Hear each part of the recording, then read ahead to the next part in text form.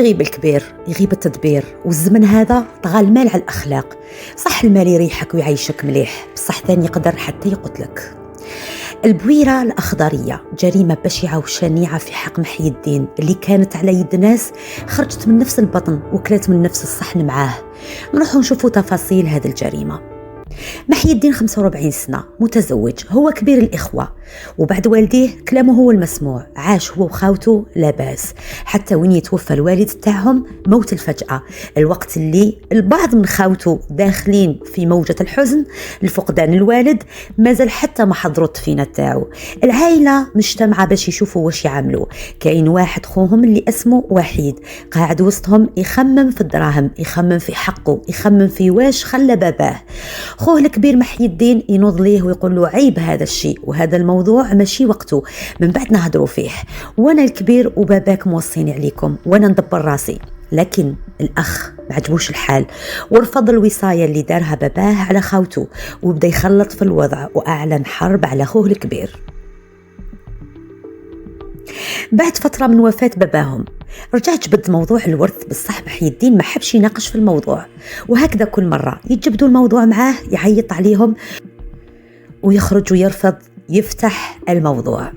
هذا الشيء اللي خلى الخاوة بيناتهم ما راهمش متفاهمين. الخاوة وعددهم 4، 3 رجال وواحدة مرأة بيناتهم. هذا الشيء خلاهم يجتمعوا مع بعض ويقرروا يكونوا يد واحدة باش يدوا حقهم ويتعاونوا مع بعض. الإخوة وحيد وكريم وياسمين قرروا الحرب على أخوهم محي الدين. في يوم من أيام شتاء بارد، الدرك الوطني يوصلوا بلاغ بوجود جثة مذبوحة من الوريد إلى الوريد في دار، وكانت جثة محي الدين ربي يرحمه.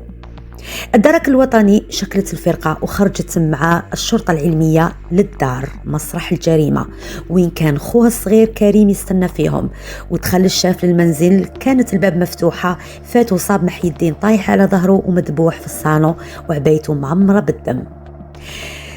الدرك الوطني حوط مسرح الجريمة، بينما الشرطة العلمية عاينت الجثة وعاينت مسرح الجريمة ورفضت الدلائل والقرائن، واللي من بينهم أداة الجريمة اللي كانت سكين حادة ملطخة بالدم صابوها للفراش والمخدة وكان عليها قطرات دم، وداو عينات من الدم الموجودة على الأرض كانت جنب الضحية محي الدين. القضية تتعلق بجريمة قتل. بعد ما كملت الشرطة العلمية سلمت الدلائل والقرائن لقائد الفرقة باش يبحثوها للمخبر، والحماية المدنية نقلت الجثة تاع محي الدين ربي يرحمه إلى المستشفى أو إلى مصلحة حفظ الجثث. التحقيقات الأولية، أول واحد استدعاه كان محمد، وهو الشخص اللي بلغ على وجود الجثة.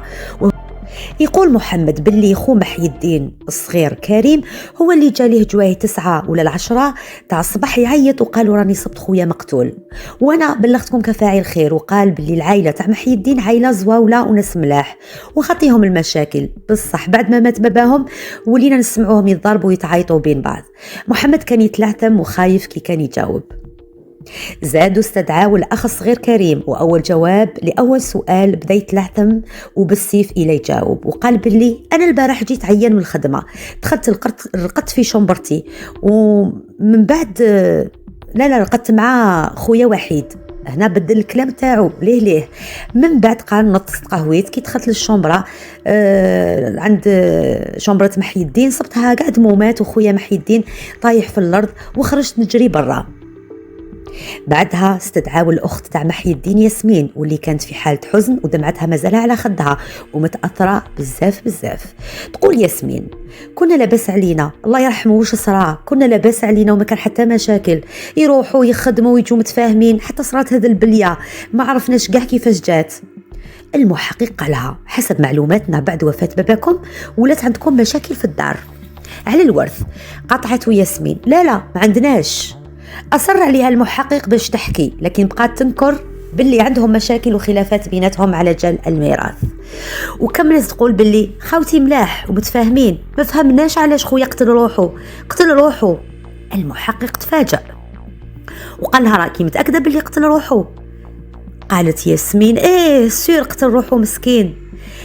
كملوا مع ياسمين واستدعاوا الأخ الأوسط وحيد وتواصلوا معاه، لكن رفض الامتثال. لهذا صدر أمر باش يحددوا المكان تاعو ويوقفوه. في نفس الوقت استدعاو خطيبته رانيا خطيبة وحيد وامتثلت للاستدعاء وراحت لمركز الدرك الوطني.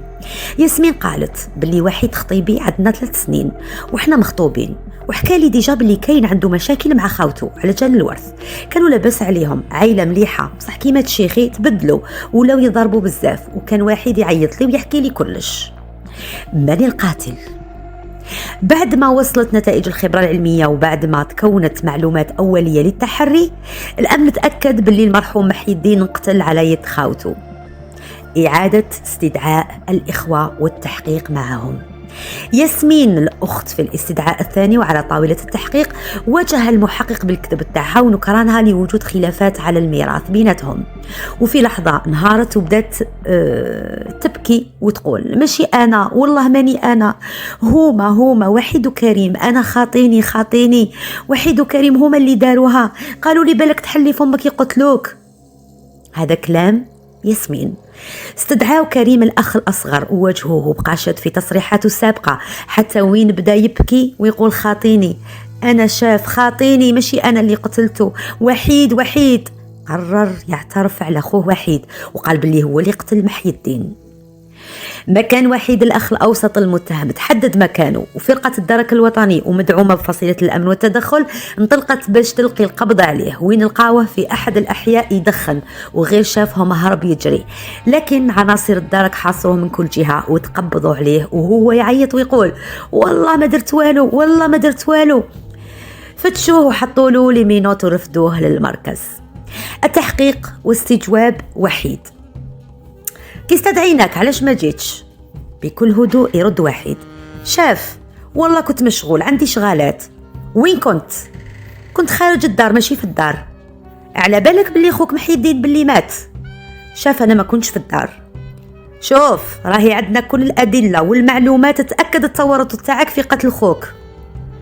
المحقق واجه وحيد بالادله وزير عليه حتى اعترف وحيد بالحقيقه وقال وهو يبكي انا اللي قتلته ملي مات الشيباني وحنا نهضروا معاه وما حابش يهضر معانا ويفريها ويعطينا حقنا، سكتنا عليه بزاف قلنا معليش خونا وبابانا عندوش بزاف من اللي مات. خويا كريم جاتو افير باش يشري طونوبيل وراح ليه. نحكي لكم كان في الجنان يسقي في الشجر وصبح عليه وحكى معاه عادي وقال له نسحق باش نشري طونوبيل. سقساه شحال دارت الطونوبيل؟ قالوا 70 مليون. قالوا 70 مليون بزاف ما نقدرش نعطيك 70 مليون، يقدر برك يعطيه 20 مليون وزيد ما عنده واش يدير بالطونوبيل. قال له هبلتوني تهضروا لي غير على الدراهم. وقال له روح ربي يسهل وولي لي في ساعه اخرى. كريم تقلق وقال لي كيفاش نقول اعطيني ما يعطينيش الورث؟ تقول تاعو برك الورث هذا. وانا حرت فيه علاش راهو يدير هكا، وانا ثاني ما راهوش حاب يعطيني حقي ما فهمتش علاه. قال لي كريم راح يخرجنا والو، وانا ما نخرج بوالو، هذه كاع ما تصراش. كيفاش دراهم بابا قاعد عليهم مش حاب يعطينا حقنا يا سيدي.